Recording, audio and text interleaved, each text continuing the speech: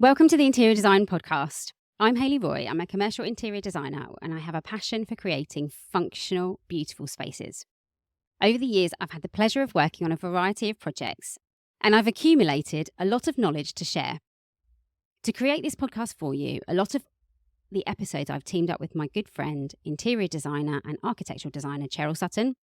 Cheryl and I are very different and often have opposing views, which makes for some interesting discussion. But it also provides you with two sides of many topics we cover. This episode, however, I'm riding solo with the amazing Jo Burley from Solus Ceramics, who has come into the studio to talk everything tiles. We're planning to do a little extra video today to show you some products, so watch out on YouTube for that one too. I started this podcast because I feel strongly about interior design and the importance of educating designers. A lot of what you hear from us, you won't learn on a course. As designers, there's so much we need to know to do our jobs well, and we want to give you a forum where you can access the information you need wherever you are. Whether you're an aspiring designer, someone designing your own home, or a seasoned professional working in residential or commercial design, this podcast is here to help you improve and thrive. We're not about ego-stroking interviews with big names. Instead, we focus on practical advice that you can apply directly to your work. You'll learn about different products, their applications, and sustainability practices. Our goal is to equip you with the knowledge you need to excel in your projects. And remember, if it's not fun, we're not doing it. So expect a bit of humour, a few swear words, and the occasional innuendo. Now, a quick note on production. We are interior designers and not sound producers. I am handling the editing myself, so please be patient with any technical glitches that happen. I am improving my production skills as the podcast progresses, and I appreciate your understanding. If there are any editors out there who'd like to volunteer their skills in return for a mention, though, please feel free to reach out to me. Thank you for tuning in to the Interior Design Podcast. Let's do this. Hello, Jo.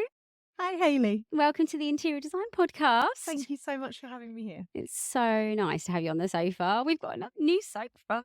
We're very really excited. Lovely, comfy sofa. We are now on YouTube as well, so you can check us out on YouTube if you're listening on audio. So, today we're talking about tiles. Everything you need to know about tiles. Jo came into our studio a while ago, and a couple of years ago. Was it a couple of years ago? And I just love Jo. She's amazing. She's so knowledgeable, and she taught me so much about things that I've been doing this for a long time, and she was teaching me stuff. So thank you for doing that, Jo. And thank you for coming on today. It's lovely to have you here. You're very welcome. So tell us about you. What's your journey at Solus? Shall I start from the very beginning? Yes. Okay. So when I left school with a few A-levels, and I wasn't very academic, I just kind of fell into being a secretary because I didn't know what else to do, and I was an awful secretary and I hated it. And then I moved to London and I found this tiny marble masonry working under the arches in Vauxhall, where everyone was just relaxed and everyone is enjoying what they were doing, and they needed someone in the office, but I could go to work in jeans, and it was just a lot. That's always good. Exactly. And then I just kind of fell into reactive sales. So if anyone walked in off the street, which didn't happen very often because it was in the railway arches in Vauxhall, I just kind of looked after them, and it sort of grew from there. One of our customers there was Domus Tiles, who are one of the biggest tile specification suppliers in the country. They were a customer and they poached me to go and work with them. So I spent just over 5 years working at Domus. And then there were lots of kind of changes within the company, and I felt like I wanted to move on and try something different. And I ended up at Solus doing exactly the same thing I did at Domus. And now I'm at Solus. Solus was a tiny company when I joined. There were only 18 members of staff. Their head office is based up in Birmingham, and it was a really small family-run business. But it was just a really nice, warm environment, really friendly people. They made me feel really welcome. And it's worked, touch wood. I've been there for just over 20 years. We've grown from 18 people to over 100. We've gone from 2 million a year turnover to 22 million a year. Oh my God. It must have changed so much. It has, but we're still family run. We're a second generation family run business. So it's still got that small family environment feeling where everyone knows everyone. So, if I need to speak to the guy in the sample department or one of the warehouse guys, or someone in accounts. Everyone knows everyone. And it's a nice, friendly environment. That's amazing. Yeah. Must be a nice place to lovely work bunch. if you've been there 20 years. Yeah, exactly. I wouldn't have stayed if they were horrible, but they're lovely. Aw, it's cool. Jo, what are you going to educate us about today? So one of the nicest things about working in a small company is you get to see everything. So although we have a marketing department and a fantastic creative director, we still, as sales reps, get to go to the tile fairs and see what's new, what's coming up, what the trends are around the world. So the largest tile fair, well, technically the largest tile fair is Coverings over in America, but we don't go that far. We go to Europe. So in Italy, next week I'm off to Italy for the massive Chasai tile fair. It's like Olympia on steroids. It's enormous. They have their own land train. It's just huge. So we get to meet up with all the factories that we work with, and there are hundreds of them, see what's new, pick the best bits, and then bring them back to you. So over the next 3 or 4 months, we'll be able to show you all the new exciting things that are coming out of Europe. Wow, that's amazing. It's a great trip. It's incredibly hard work. I mean, last year when I went, I was walking 40,000 steps a day for 4 days. But it is the best way to lose weight. If you want to lose weight, go to an exhibition. Yeah. Just walk it off. Yeah, and then drink lots of Prosecco all night long because it's Italy. Well, that's always good. Italy's lovely. What part of Italy is it? It's in Bologna. Oh, nice. Which is, beautiful. Good wine in Bologna. Great food. It's where the Parmesan cheese and the balsamic vinegar come. It's just gorgeous. Amazing. That's so cool. Do you find some people who do travelling as a job find it quite monotonous? Is that something that you feel like, or is it, you don't do it that often, so it's more exciting? I don't do it often enough. Definitely. Sometimes we get the opportunity to take architects and designers to factories to see how tiles are being made, and we'll try and see a few different factories, and that is great fun. But yeah, I don't do that often enough. And then we've got Chasai and Sevisama, which is the Spanish version, in May. So we've got a couple of trips a year. Nice. Yeah. Cool. So you get away and you enjoy it. Yeah, definitely. Because I really love travelling as well. And I had a job when I was younger, though, and I was travelling to Asia like 4 or 5 times a year, and I was just permanently jet lagged. It's a long way. Then it was like, it got really, I think I did about 10 years doing that, and it got really difficult in the end because I was just like, oh, no, I'm going to jet lag again. That's a really long flight, at least it's only a couple of hours. Yeah, if you're in Europe, it's lovely, isn't it? So let's talk about tiles. So what are the basics about types of tiles that are available in the industry? If you split up man-made tiles from more natural things, so your limestones, marbles, terracottas, natural stones, and just stick with tiles, generally you've got 2 types, porcelain tiles and ceramic tiles. Mm-hmm. Porcelain tiles are much harder. They're fired at higher temperatures, so they're frostproof and stain-proof and indestructible. They're man-made granite that's produced in a couple of hours rather than a couple of millennia. But they're as tough as nails and they will last forever. So they're an incredibly durable, inert, sustainable product that will outlive all of us. Ceramic tiles aren't quite as strong. Basically, they're a glaze that's man-made on top of a clay biscuit base. They're fired at kind of 800-900 degrees, so they're not quite as strong. They're a little bit easier to work with.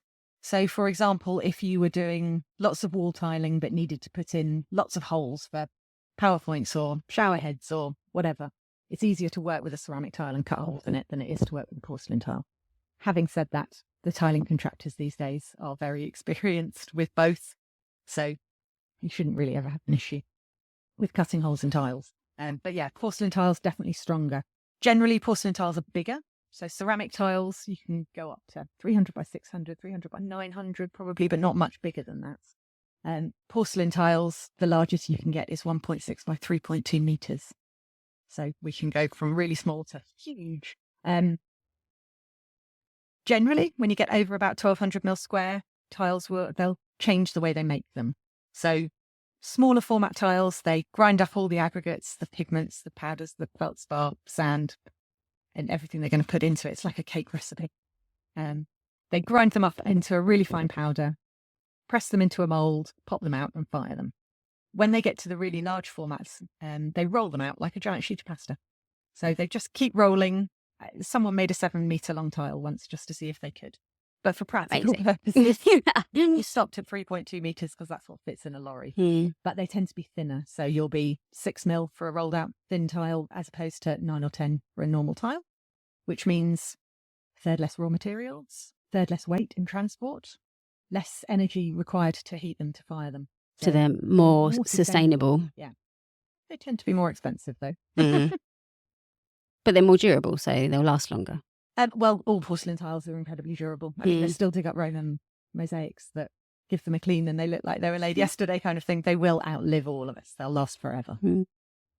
So there's other types of tiles, isn't there? Glass, stone and encaustic. Encaustic, is that how you say it? Yes. Yeah, so you've got all the natural stones, your marbles, slates, limestones, which obviously not my forte, but they are real stones. They have their own unique characteristics and beauty and quality, which we try to copy with porcelain.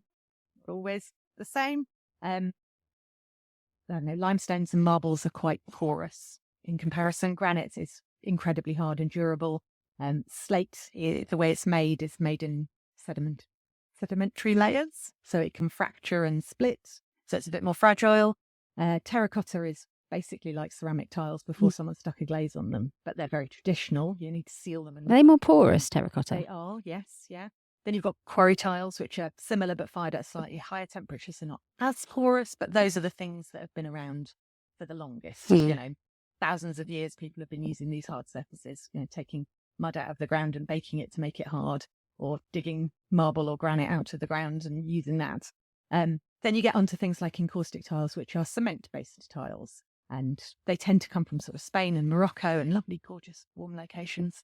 They build frameworks and put metal pieces into the frameworks and pour different coloured cements in to make beautiful patterns. And wow. They're lovely, but they are cement-based, so they stain and you have to seal them and look after them, and they can be an absolute pain to deal with.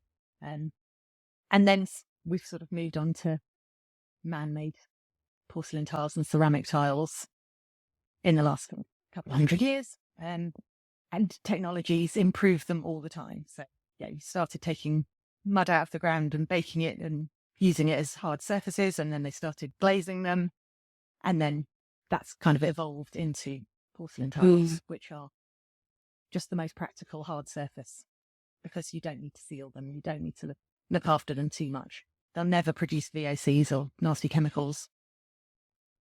So from my point of view, makes them really easy to sell. Yeah, so that was going to be one of my questions actually. What's the most sustainable? Is it porcelain? Yeah. So in what way is it sustainable? It's probably is. I mean, there are some porcelain ranges which include some recycled content. It's always a very tricky and grey area when people at the factories give us their recycled content, whether it's actually post-consumer recycled content, pre-consumer recycled content, which is a bit of an oxymoron. But yeah, there are some ranges that will include glass or old ceramics. But generally, the most sustainable part of a tile is its longevity. The fact that, it's all inert and it will last forever. Briam officially classed tiles as lasting for 60 years. Porcelain tiles. Porcelain, not ceramic. Actually, both, actually. Oh, okay. Yeah. We tend to use more porcelain on the floors because they're the same colour all the way through, hopefully, or similar colour all the way through. And if you're unlucky enough to chip a ceramic tile, it's going to be a different colour underneath the glaze. So porcelain's a bit more durable and hard wearing. But yeah, Briam say they last for 60 years in a project, but in reality, they'll last for 6,000 years probably. Yeah. Can you help us understand the difference between wall tiles, floor tiles, and outdoor tiles? I can try. I'm sure you know. Anything that goes on the floor can go on the wall, so long as the wall's strong enough to take the weight, but not the other way around. So you do get some wall tiles that are normally ceramic that are just for ceramic wall, just for walls. Glass, for example, mostly just for walls. There are some toughened glass ranges you can use on floors and in swimming pools and things like that. The problem is there's just so many tiles that you can normally find something for any location. The biggest issue is always slip resistance. So you obviously don't need that for the walls, but for the floors, we always like to know what areas you're tiling to make sure you've got the right slip resistance for that area. If it's a domestic project, you can put down anything you like anywhere, but we'll always advise you not to put smooth tiles outside, for example, because if you've got standing water, you can slip over.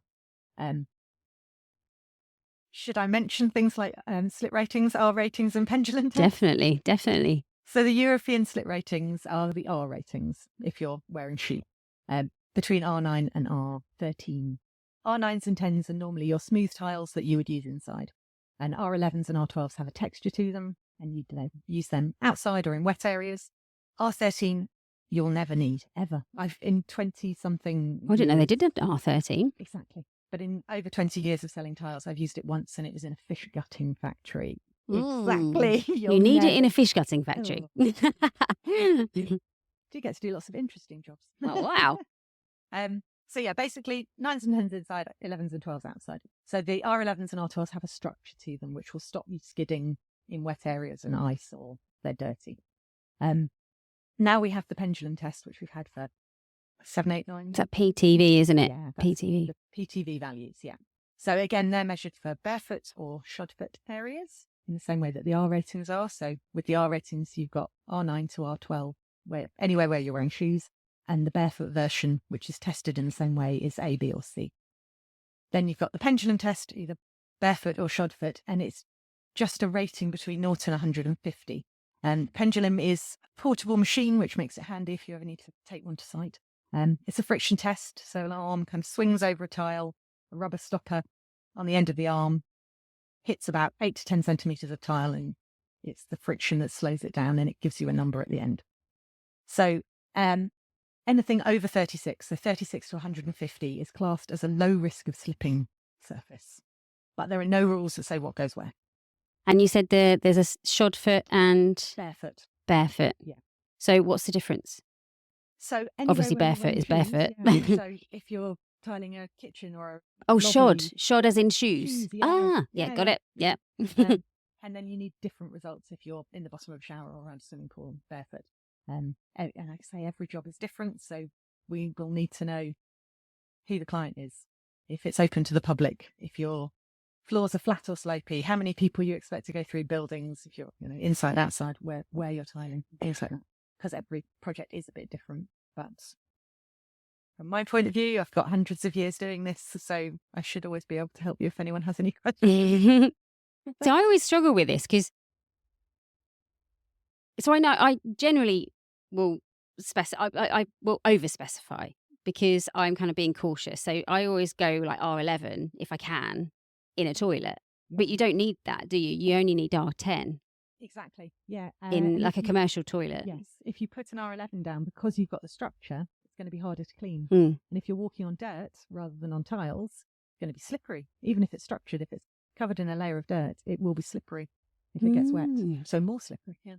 So you don't want to over specify. Okay. Like, do you know what I mean? This is why I'm doing the podcast, because I just don't know everything. And I know I don't know everything. And I can't possibly know everything. You can't possibly know. And I think the best thing for me is whenever I am specifying, I just call the people that I know. So I've been able to call you over a few projects and go, I'm doing this and this one's okay, right? and I think that's what's important to do, is just to check with the supplier to make sure, look, I'm putting this in here. Is this going to be all right? No matter if you've spent 6 months on an interior design course or 7 years training to be an architect, both of you will have to deal with so many different things in your job. You have to choose lighting and soft furnishings and hard finishes and deal with electrics and heating and ventilation. You've got so many different things that you have to deal with. If you have a question, speak to someone who has one thing to deal with. Yeah, and I remember, because I came from a background of commercial furniture fit out, and we used to do a small part of interior design as part of our pitch to sell furniture. And I worked with a lot of interior designers, and I always remember kind of going, well, I used to go back to people quite a lot and go, well, that's not going to work, because someone had drawn something, and I remember someone did something for Gleneagles Hotel that we made, and we went back to the designer and said, I know you've spent a lot of time making these drawings, but this is going to be really uncomfortable. So and I always remember thinking, when I started the business, I decided that I was always going to collaborate, because nobody knows the product better than the people who are making it. And I think that's really important for designers to remember as well. And I think a lot of people kind of go, right, I've got to know everything. You can't possibly know everything. You can't. So, rely on the people that do know and work with them. So just to summarise, the wall tiles, floor tiles, outside tiles are ratings and PTV 36 ratings. Yeah. R9 is the lowest R number. Yeah. And that one is for internal dry areas that aren't open to the public. R10. Slightly more texture, still going to be smooth for internal dry areas that are open to the public. R11.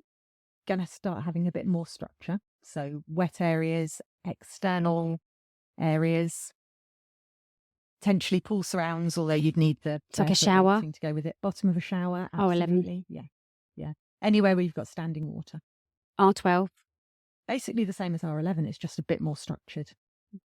And R13 is for fish gutting factories. There we go. No, don't use. I reckon you probably can use it in places like abattoirs and things like that. I bet they do stuff like that. Yeah, canning factories maybe, food production if they've got. Yeah, I'm sure there's architects who specifying things like that. Specialise in these interesting areas, yes. I don't think the fish gutting factory is going to invite me to come in and interior design. No, possibly. But I would love that. I'd love to do the toilets. There's some really cool fish wallpaper. Brown Mackenzie do an amazing one, which is like a really good toilet wallpaper. And I'm waiting to do a fish restaurant. I'm like, if there's any fish restaurants out there, please get in touch with me because I would love to interior design your toilets. Just saying, putting it out to the universe. Do you want me to talk a bit about how tiles are made and yes, I'd love that. Yeah, so we've obviously talked about the tiles are made, spraying all the raw ingredients into molds or rolling them out in giant sheets. But a lot of the factories now are becoming a bit more sustainably minded and a bit more eco-focused. We work with one factory who are B Corp certified, which is great. Can you explain what B Corp certified means? I can try. Sorry. B Corp is kind of a holistic approach to generally being a really nice company. So it doesn't just look at what you make or how you make it or where you buy your raw ingredients from. It looks at whether you recycle your rubbish, how you produce your energy, how many women or older people you employ, what you do for your local community. So one of the largest Italian factories that we work with is a company called Florim in Italy. They have an enormous facility over in Italy. They have great big auditorium in the middle of their building for exhibitions and things like that. But wow. They give that space over to local schools and universities to use. They provide buses so their staff can get to work without having to drive. They produce all their own electricity, obviously, because they've got photovoltaic panels on the roofs and the roofs are massive. And any excess energy they give to the local community. So it's things like that tick B Corp boxes. And there's something ridiculous, like 140 different boxes you've got to try and tick to achieve B Corp status. So very few people have got it. We've got 2 tile manufacturers that we work with who have B Corp. They must be they're big companies, aren't they? It's actually weirdly easier for a small company to become B Corp than it is for a big company. Because why? You have less involvement with outside resources and other things going on. So if it was you and more control. If you did something like a mini wind turbine or photovoltaic panels to make your own energy and you had some recycling bins, it would probably be easier for you to get B Corp. Oh. Whereas big... I just assumed that it would be like the big corporations that would have the time to be able to do the exercise. Well, yeah, there is definitely time involved in doing the exercise. But yeah, when you have thousands of employees, it's a bit harder to... Interesting. Minute boxes that is probably. So the previous episode that we had on the interior design podcast with Hannah Temple on about regenerative interior design, we were talking about all of this and sort of how do you know? Like, how do you know if it's a good product to specify? Like, there's so many things. So B Corp sounds like it's a good regulation to be following. It sounds like that sort of thing will probably grow. Yes, and there is a European equivalent called EMAS, which is not EMAS, EcoVadis. There's so many certifications. EcoVadis is a European holistic approach to looking at companies as a whole. So a lot of our factories have EcoVadis as well. But we also speak to them all about whether they've got ISO certification. So ISO would cover sustainability as well, would it? ISO is more to do with internal processes within companies. I thought it was a quality thing. Yeah. Is it more quality? Yeah. Yeah, quality control would. I sell tiles, Hayley. Oh, I know, but I'm a geek. I just want to know everything. I'm trying. What I'll do is put some show notes in of these companies that we're talking about, the ISO and the B Corp, and just make sure that there's a link in there. But the big one these days is EPD. EPDs? Yeah. So What's EPD is the Environmental Product Declaration. It's basically an identity card for whatever you're buying, whether it's a carpet or a table or a light fitting or a tile. Anyone that produces a product that you can buy should be able to give you an EPD. It's an independently assessed certification. So an independent assessor has to go to a factory or a group of factories. There are 3 different levels of EPD, which I'll tell you about, and independently assess that company to trace where their raw materials are coming from and the carbon footprint of the production and transport of those raw materials. And in our case, where the raw materials are dug up from and shipped to the factory, the carbon footprint involved in firing our tiles. Then there's a section on the carbon footprint for getting those tiles from the factory to the site, which is always a bit of a difficult one because sites move all over the place. And then there will be a carbon footprint for installing that product. So if it's a table, carbon footprint will be 0 because there's no installation carbon produced. If it's a tile, you've got adhesive and grouts, and those things have carbon footprints. Mm-hmm. And then there's the other side of it where cleaning and maintenance and ongoing looking after of a product that will also have a carbon footprint. So carpet has a higher carbon footprint for its ongoing life than a tile does because you need to steam clean or use chemicals or detergents to clean products. Or electricity. And electricity, exactly. If you've got a Hoover. Tiles are a bit obviously, to clean them. Assuming everyone has got a Hoover. Yeah, that's true. Sounds true. And also the afterlife of a product. So when you've taken your carpet up, whether it's recycled, whether it's burnt, what the carbon footprint of that would be, what you do with your tiles. Most tiles end up as aggregate and hardcore because when you take them up, they bring half the floor and the adhesive with them, and you can't separate that out, so they end up becoming hardcore. So there is an afterlife, but there's not a cradle to cradle. There are 2 for any tiles. There are 2 companies in the world who have cradle to cradle certification. Wow. And it is not possible at the moment. No one has the facilities to clean off those tiles and send them all the way back to Italy. I mean, the carbon footprint involved in that is pointless. So they are crushed up and used for aggregate. And 93% of all tiles that come out of building sites are reused as hardcore. So they do have an afterlife. They won't go into the ground. They won't leach anything. They won't produce VOCs or anything like that, but they'll go on and do something. Carpet, obviously, 75% of carpet that's taken up is burnt for fuel, which is not nice. Yes, there's so much. I kind of talk about this a lot. I want there to be a regulation that everyone has to do by 2027 or something or whatever. Well, that everyone has to be there, and it's really difficult to specify. To Parliament in 2022, requiring contractors and architects to design and build to minimum carbon footprints, but it was stalled in Parliament at the second reading last year because the government were worried that if they made it law, which they all want to and should do and would be sensible to do, but they were worried that if they made it law, it would put building costs up. It's going to, yeah. But then government did not want to start putting any costs up for anyone. So it all got stalled at Parliament and nothing's happening with it. Yeah, I think that's the trouble, isn't it? No one can bite the bullet and be the bad guy on it. Exactly. Yeah. Jo, you're so knowledgeable. I love all the things that you know. It's great. Thank you. So in terms of supply chain, how does that work with what you do? So you work for Solus Ceramics. I do, yes. And you stock in the UK? Not a huge amount. The interesting thing about working at Solus is we work in all sorts of different sectors. So there'll be corporate clients that we stock tiles for and bits and pieces that we keep in stock in the UK. But generally, everything comes into order. So it takes about 3 weeks. We work with 250 factories, something ridiculous like that. Wow. Almost all of them are based in Central Europe. So to ship their tiles from there to us, we go over with lorries, fill them up to the brim, and then drive them back. So normally it takes about 2 weeks. August, the factories tend to shut down. Mm-hmm. All of So, Europe shuts yes. down except the UK, doesn't it? Yes. So we need a that holiday in takes a bit Europe. longer then. Hint, hint, government. Yes, that would be lovely. I feel like wouldn't I'm it? talking to the government. They're probably not They're listening. not listening to us. We actually now have 2 factories that we work with who are based in the UK producing products, tiles in the UK, which is just lovely. So we work with a quarry tile manufacturer who's based in West Midlands, about 10 miles from our head office, who produce beautiful quarry tiles. And now we work with a Manchester-based terrazzo manufacturer who are making a range of terrazzo tiles for us. Ooh, terrazzo is really, It's beautiful. really on trend at the moment, isn't it? It is, yeah.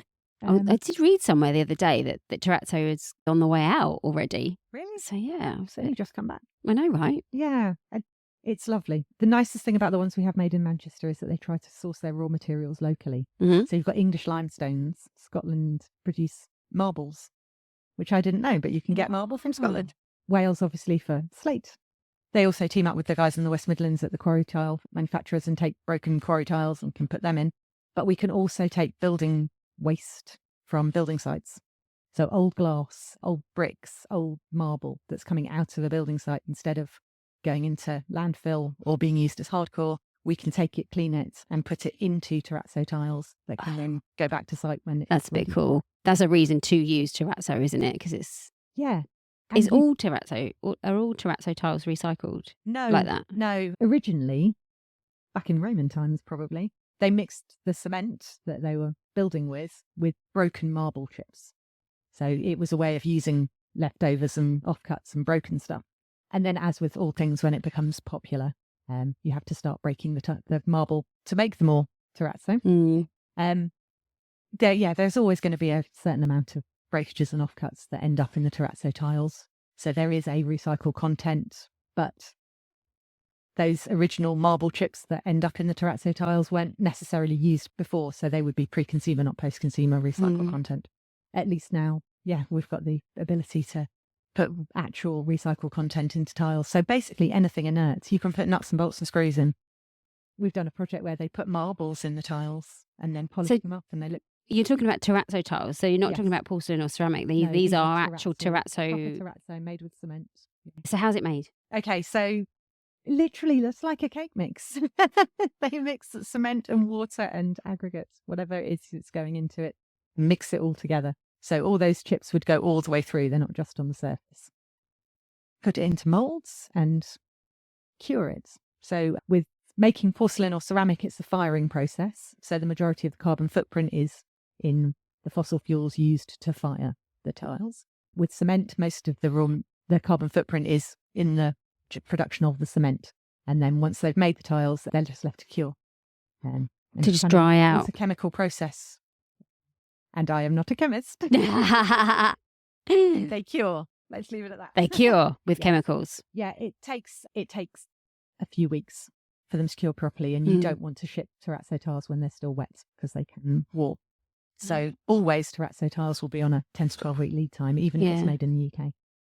Do they not make it in sheets and stock it or anything? Some do. Normally they're made in blocks. Ooh. Like natural stone is quarried in big cubes. They make terrazzo in blocks and then cut them so that... A bit like a slice of bread. Yes. Yeah, but that way you can have a 20 mil thick or a 30 mil or a 50 mil and it's all cut to order. And then you can cut your sheets into 30 by 30. It's like having lots of cakes, isn't it? Yes. Lots of cakes that you're just sitting in there and then you cut it when you want to take one off. Don't talk about cake. Oh, do you want some cake? We should have got cake Always for our podcast. Yeah. Next time. Tea and biscuits. Yeah. Why didn't we get cake? I'm so sorry. So how are porcelain tiles made? You said about fire. Porcelain and ceramic made in the same way? Yeah, they're all still fired in big long kilns. It's just that a ceramic tile is basically just clay. It's not fired at such high temperatures and then it's glazed over the top. With porcelain tiles, they grind the raw materials up into really fine powder and sort of press it into molds or roll it out in sheets. Sometimes they're the same colour all the way through, whether they're kind of stony looking or plain colours. Sometimes they're glazed and printed on the surface, but it's glazed in porcelain on porcelain, so it won't wear off. But all your marble veins and wood effects and metallic effects, they're all a print surface glaze that's gone on top of a tile and then it's fired. How thick is that glaze then? Is it really It's really thin. Thin, yeah. Yeah, really thin. So if you hit it with a hammer and you're unlucky enough to chip the surface, ideally you want, on a glazed porcelain tile, you want the body of the tile to be as similar in colour to what's going on the surface, so that you wouldn't really notice it. But hitting and breaking a porcelain tile is really hard. They're really dense. It's easier to break a ceramic tile. So in terms of what's the composition, so ceramic and porcelain tiles are made in the same way, but just from different materials. Yes. Yeah. So ceramic is obviously more traditional and less ingredients go into it. With porcelain, they've been tweaked and refined over the years. To make it better. To make it stronger, yeah. Yeah. Oh, so you've got feldspar, you've got sand, got different pigments. You've got porcelain. So it's basically, ceramic is like the old-fashioned way of doing it, and porcelain is like the evolved. Yeah, it's a bit more advanced, definitely. Oh, that's interesting. But don't tell the ceramic manufacturers that. Because they definitely do produce beautiful, lovely things. Yeah. It's easier to get patterns and pictures and things. Like if you want designed tiles, like drawings or pictures or stuff printed onto tiles, then we'll print them onto a ceramic tile because it's easier to do. Okay. It's easier to print onto ceramic than porcelain because porcelain's harder and it has to cure. No, it doesn't have to cure. Be fired? They would both have to be fired, honestly. Because printing onto tiles has been around for so long, you can imagine all the Moroccan blues and whites and all the pictures and stuff. Everyone's been putting pictures and designs onto tiles for a long time. And traditionally, they've always gone onto ceramic tiles. So although I could get a porcelain tile manufacturer to produce a bespoke tile, they just want thousands of square meters to bother to retool and do it. Whereas ceramic manufacturers, because that's what they do all day, every day, it's much easier to tweak a production line and throw in a few bespoke tiles and you can make smaller quantities quicker. Okay, that's interesting. How do you choose the right tile for different spaces like bathrooms, kitchens, living areas, commercial? What's your advice on that? First, we have to split it up between whether it's residential or commercial and whether it's walls or floors. So if you're doing a residential project, you can, in theory, use anything you like. I mean, when I moved into my house, we had polished shiny tiles on the bathroom floor, which are incredibly slippery and you'd never recommend it. But if it's your own home, you really can do whatever you like.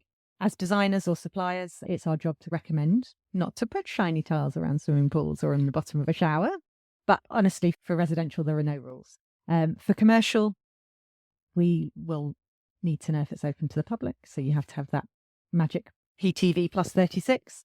It really comes down to slip resistance and aesthetics and design. So, how you want it to look, how your client wants it to look. And then it comes down to people like me finding the right slip resistance for the certain areas that you're tiling. So it always used to be that male and female toilets, floors, for example, could be an R9, but disabled had to be an R10. I think that probably still says that in the R rating rules, but they're ancient. And now we obviously have the PTV rules as well. So if it's open to the public, we just say R10 plus 36 because it's the safest thing for everything internal and dry. I love that you do R and PTV. Some people do R and some people do PTV. Okay, legally, you have to have the PTV ratings if it's open to the public. Yeah, if someone slips over in a shopping centre floor and you can't say it's an R10, it should be fine. You have to have the PTV rating legally. But the PTV rating has no rules as to what goes where. Is that legally in the UK? Yeah. Is that in Europe as well? No, only the UK. Okay. And what about the US? Do you know anything about that? The US use the ASTM standard or the turtle test, which is it's a little machine that moves over the tile or the wood or whatever your surface is, and it measures resistance. It's got little pins inside that measure resistance, and it's called the turtle test. The tortoise test, because the shape of the machine, I think. Cool. It's the ASTM test, and because the American market is huge, all the European manufacturers, they'll test the R rating and they'll test the ASTM and give you certificates. Because the British market is quite small, we tend to do all our pendulum testing in the UK. That way we can also guarantee that it's done properly. So when you pendulum test a tile, you have to pendulum test it horizontally, vertically, and diagonally 8 times each way, in the wet and in the dry. And when you do, no one slips over in the dry, so you don't really ever need the dry pendulum test results. But the barefoot or the shod-foot wet result is what you need. Every single time you swing the pendulum, you are then supposed to get it wet again. And we have found that some of the European factories didn't quite realise that. So as the pendulum got drier, their results got better. So we do all of our pendulum testing in-house. I know how to pendulum test, but I'm not allowed to. Our pendulum testers are certified. They go away every year and get their training assessed. The machines are sent away every year and recalibrated. So it's a legal requirement that we do not mess it up. Is that just for tiles? Is that all flooring? Because I'm sure I had a conversation with someone the other day and they said, we haven't got the pendulum test, only the R. Well, the R ratings have been around forever, and when you get your products, they come with the R ratings because the factories do them. If you imagine a range of tiles that has 10 or 8 colours, every single time they produce them, they'll always be the same R rating. Every batch of every colour of every tile ever produced will have a different pendulum test rating result. So if you say it's going in a public area, I can give you stuff that consistently gets over 36 or over 40 to be safe, but you can batch test specific batches of tiles. So 36 would be for what areas? That's the problem with the pendulum test. There's no instructions that say what goes where. Right. So 36 to 150 is a massive range. I have very smooth R9 tiles that consistently get over 36 on the pendulum. I've had one guy years ago now who tried to put smooth tiles around a swimming pool. And we said, you can't, they're smooth. And he said, but it's plus 36, they're fine. So they really aren't. You have to use common sense. That's why we always do R ratings. I was going to say, a lot of people do both, don't they? Definitely, because the R ratings are sensible. And there's a list of instructions that say, if you're doing this, use that. So as an interior designer, you would have to make a judgment on that for where you're putting it. And that would be that the onus would be on you, wouldn't it? Yes. Really, not on the manufacturer. Yeah, it's down to you and your client what you specify. Yeah. We can only advise you. Yeah. With the case of the guy who wanted smooth tiles around a swimming pool, I refused to supply him. Really? But that's about the end. Yeah. Well, good. Not happen very often, but that was kind of dangerous. Yeah. So I can advise you, but ultimately what you put down is up to you and your clients. If it's open to the public, you really do need to have plus 36 on the pendulum. But yeah, if it's outside, everything's going to be plus 36. So yeah, you need to have the R ratings as well because they're sensible. What current trends in tile design? This is such a difficult patterns, one to colours, answer. and textures. It's such a difficult one to answer because everyone's views and opinions differ so much. I can tell you that since COVID, I have a theory that during COVID, when we were all at home, and our homes are lovely and soft and cosy and colourful, and they're not grey boxes. So since COVID, we've had a lot more requests for colourful tiles and more natural tones. So terracottas, warmer browns, and greens.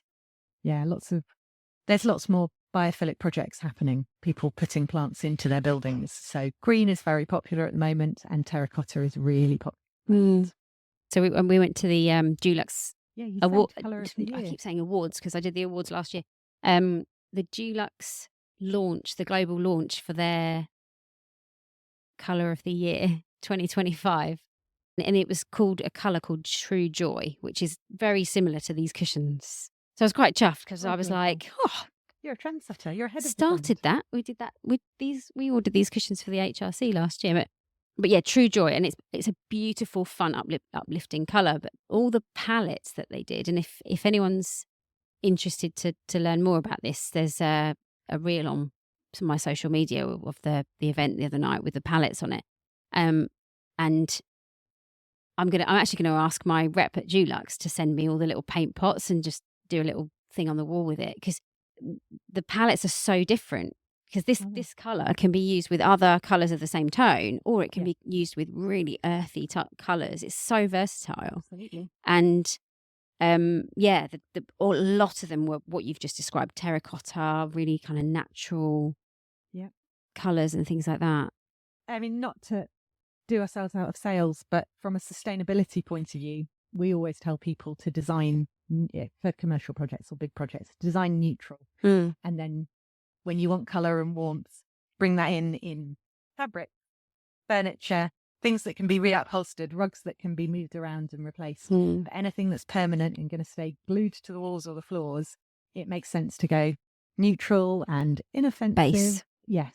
Definitely. Because a grey floor tile or a white floor tile will go with your True Joy yellow. True Joy. The event was so inspiring. It was just brilliant. Lovely. And what they're saying is that we're taking a leap next year. Yeah. Like we've had COVID, we've had all these tough times over the last few years with Brexit and everyone's struggling with the cost of living. Everyone's been quite cautious. You really do need some true joy in our lives. Yeah, and it's like Some taking colour. a leap, Yeah. and it's about taking a leap into next year, and actually people are going to start taking more risks and being more bright and bold is the theory. So yeah, it was so good. I mean, I do sell yellow tiles, but Yeah, great. We need to see them. We're We're gonna do a little little. video after this on YouTube about the tiles because Jo's very lovely. People who can hear this can't see this, but she's sitting next to a really cool board. And Jo is my kind of person because she's done all of these mood boards from the tiles of her range and they just look brilliant. So I really want to show our following on YouTube. So We'll do a little video next. yes, we were going to do that. So watch out for that.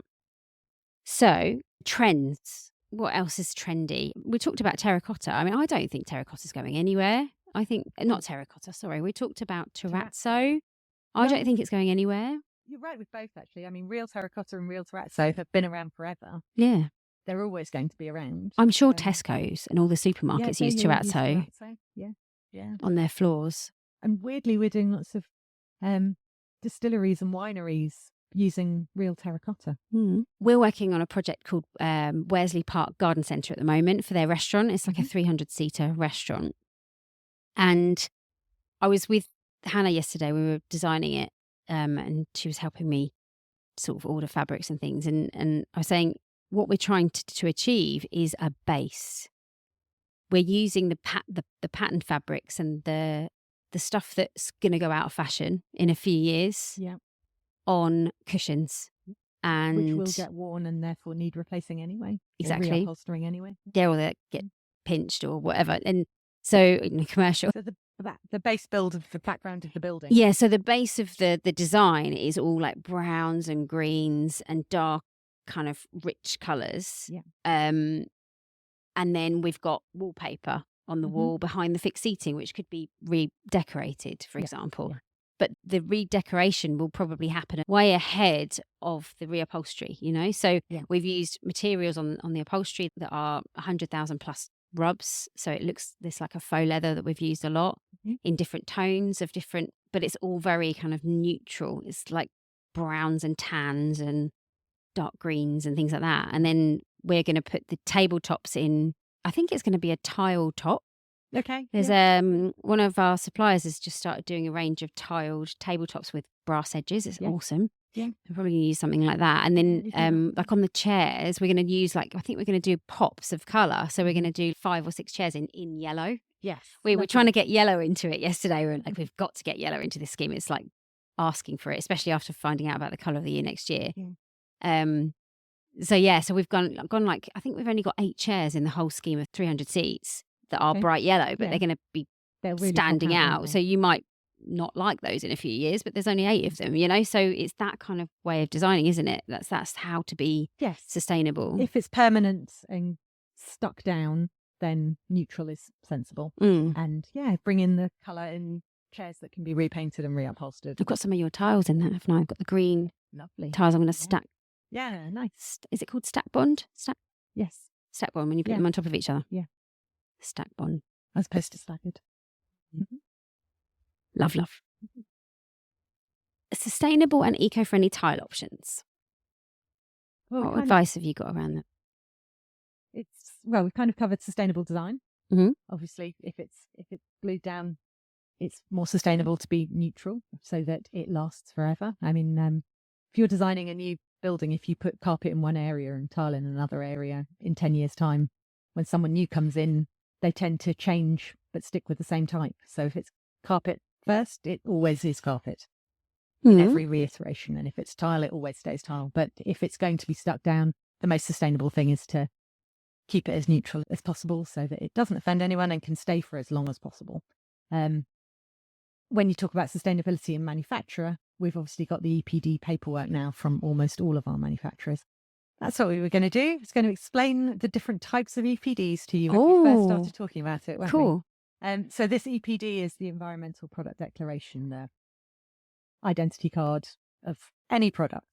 It's quite expensive to do because they're independently assessed. You're looking at between 6,000 and 10,000 euros to be independently assessed to get an EPD, and it can take a bit of time. But I would urge all designers to audit their suppliers and get as many EPDs as they can. EPDs, yeah. Environmental Product Declaration. It will give you the carbon footprint of everything. So if rules come into place, at the moment it's all voluntary to build buildings to maximum carbon footprints per square metre. If it becomes compulsory, then you will need all this. But at the moment it's voluntary, so it's advisable to have all this and try and be as eco-friendly as possible and keep your carbon footprints down. So you get 3 different types of EPD, and BREEAM will give you points depending upon how good your EPD is. A lot of the smaller factories have clubbed together and been assessed as a group, and that's called an industry-wide EPD. So it could be 10 or 20 factories who are all a bit smaller, don't want to fork out all that money, club together. So it does give you useful information. It is a useful thing. It's just not as detailed as some of the others. And then you've got a factory EPD, where the assessors will look at a factory as a whole and all their production lines, which is obviously much more focused and relevant. And then some factories, very few, have forked out to do an EPD for every single range that they do, which is really expensive. But obviously, the most accurate information of all. Generally, tiles have a carbon footprint of about 10 kilograms of carbon per square metre. So that is 10 kilograms of carbon are produced when making a square metre of tiles. That carbon will be hanging around in the atmosphere for 100 years. So we need trees and grasses and seaweeds and things to absorb the carbon dioxide. But we're obviously, as a nation or as a species, producing more carbon than there are enough trees and things to remove, which is why we've got the greenhouse effect. So we need to reduce as much carbon as possible. Some of our factories are doing carbon offsetting. Now, tree planting is great, but you don't plant trees, you plant saplings, and it'll take 10 years before a tree is actually absorbing enough carbon to make it useful. So tree planting offsetting schemes are a bit misleading because they're not going to be offsetting for years and years. Technologies that absorb carbon and sink it and lock it up into the ground so it can't be in the atmosphere. Technologies that take coal-producing power plants out and replace them with wind or solar, that kind of thing. So technological advances that actually do some good. So we do have factories doing lovely things like that. Yeah, we've got sustainable production and sustainable design. Is there certain ranges in your products that are more sustainable than others? Yes. Yeah. I mean, it does tend to be the bigger factories who have got more money and can afford to do better things. So we work with teeny tiny factories who produce handmade tiles occasionally and produce terracotta tiles and things like that. And they can't be bothered, will not spend the money, will never get an EPD. And then we work with giant, enormous factories who have solar panels on every roof and wind turbines in the car parks. One factory built their own lake, so they don't take water from the local community, got their own water supply, and they are ready, so they don't take it away from the local community. Obviously, water is their So do they recycle that water in the same lake? Does it get used and used? Yes, yeah, and obviously topped up from the rain. But it also means that when they get round to moving over to green hydrogen manufacture, they've got the water there, ready to split it into hydrogen. So what does green hydrogen manufacturer mean? So firing at the moment, when you fire tiles, you use fossil fuels, you use gas. So that was obviously an issue with the Russian gas thing. But yeah, they've stabilised supply since then. So it is fossil fuels that fire tiles. If you can take out some of that fossil fuel energy and replace it with hydrogen, that's great. There are different types of hydrogen, not my area of expertise. But when we talk about green hydrogen, it means the hydrogens come from water. Ah, So it's water powered. yes, yeah, and clever boffins split the atom, then use the hydrogen, and what's left over is steam, which is obviously inert and not going to cause anything nasty. But hydrogen kilns are different shapes to normal kilns. Hydrogen is odorless and colourless, and if you have a leak, you don't know. So you have to have special storage tanks that are double lined. You have to have sensors everywhere to see if you're leaking it. It sounds more expensive to do it that way. Yeah, it's a whole initially, process, like to yeah. set up. The pipes to move it are different shaped or sized pipes to the pipe you would need to move gas. Yeah, everything had to be started from scratch. So very few people have the money and the time and the space to do that. And if you go to Italy, the main tile manufacturing region, and you drive down the street, it is tile factory, tile factory. That's all there is next to each other. There's no space to expand. The only way to expand is to buy your neighbour and become a big group. So that, that does happen. But yes, people are sort of having to move further out town to get space, start again and build new production plants. It's a huge process. And how much of the British, or how much of the tile industry is doing that? Is what would you say? A fraction. It's tiny. Yeah. I mean, we have the leading manufacturer moving over to green hydrogen is at about 7% production now. It's a start. Yeah. It's absolutely better than nothing. But yeah. And the tiles coming out of that production line much more expensive than? No. Are they not? No. Oh, okay. No. It's not going to change the price of the tiles. I suppose it's the initial setup, isn't it? It's not the ongoing cost. It's the getting the kilns. If anything, the ongoing cost should be less because water is cheaper than gas. Absolutely. Yeah, I don't know. Filter 3. Oh, it's got to, hasn't it? It's got to. I don't. Fingers crossed. Fingers crossed. Come on, factories. Get hydrogen. Get hydrogen. But yes, the hydrogen is a great step forward. Yeah, I think talking to Hannah Temple the other week, she's a member of the Green Party, and she was talking about governments and everything else, and they've had a really successful election. I know that they've only had 4 people as members of Parliament, but the actual percentage of people who voted Green was a real statement to the government to say, look, you really need to do something about this now, because the Green Party might not get into power because they haven't got the seats in each area, but they've upped their percentages so much. Yeah, it's a really important topic for a lot of people. Yeah, if we want to carry on living on this planet as human beings, we've got to do something, haven't we, at some point? So practical tips and advice, maintenance tips. Have you got any maintenance tips for tiles? Honestly, the nicest thing about tiles is they're really dense, so they're very unlikely to stain. Because they're fired at such high temperatures, all the raw ingredients that go into them fuse together. It's called vitrification, which is just like glass, basically. It's seamless. All the molecules join together, so you can't get anything into a tile. You can't stain a tile, which means they're really easy to look after. So it's just about finding the right way to clean a tile if you've got it stained. But most tiles, you just clean them with something pH neutral, like Flash XL if you're at home, that kind of thing, or the commercial equivalent. So you can use a lot of different detergents and sprays and things. You can't bleach. The tile. You can leave bleach on it. You can leave acid on it. I've seen people, leave tiles in brick acid to see what will happen to them, and they just don't dissolve. They last forever. Wow. So basically, your everyday cleaning and maintenance of tiles is just something pH neutral in water, a bit of detergent if you've got your dirty tiles, but basically they're really easy to look after. If you are struggling to clean tiles, 99 times out of 100, it's early on in the build process, and it's because there's grout and residue from the adhesive left on the surface of the tiles. Yes. And you can scrub it and it looks like it's gone, but if it's still there, it acts like a key and holds onto dirt, so it makes the floor look dirtier. So I think that's a key thing to look for as an interior designer, isn't it? For once the tiler has been in, to make sure that they've cleaned up the tiles afterwards, so you don't have a problem further down the line. It's called a builder's clean. Yeah. So you have to make sure your tiler or your builder does a builder's clean. And with tiles, that means you clean them with an watered down acid solution. And the acid dissolves grout on the surface of the tiles. You can clean the tiles with acid every day and you'd never hurt them. but eventually you'd erode the grout joints, which is why you use something pH neutral. Mm. But Builder's Clean, definitely do that. Get rid of all the grout and Builder's muck and adhesive that's on the surface of the tiles and go back to a nice clean tile. And then after that, daily cleaning or whatever, maintenance, it's just something pH neutral. Broom, hoover. We don't like mops.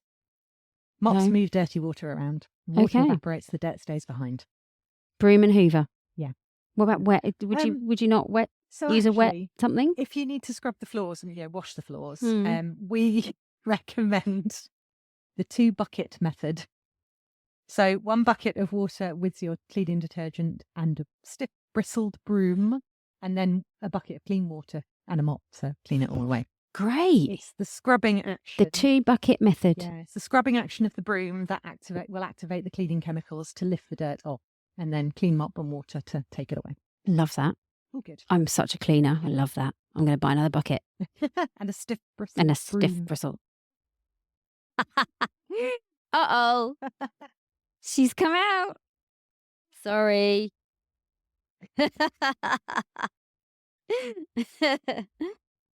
Okay, right. Well, we should out. We need to get to the end now, because otherwise we'll just giggle. So we've talked about types of tiles: ceramic, porcelain, glass, stone, and encaustic. Is that how you say it? Yeah. I said this before. Encaustic. Encaustic. We also talked about terrazzo.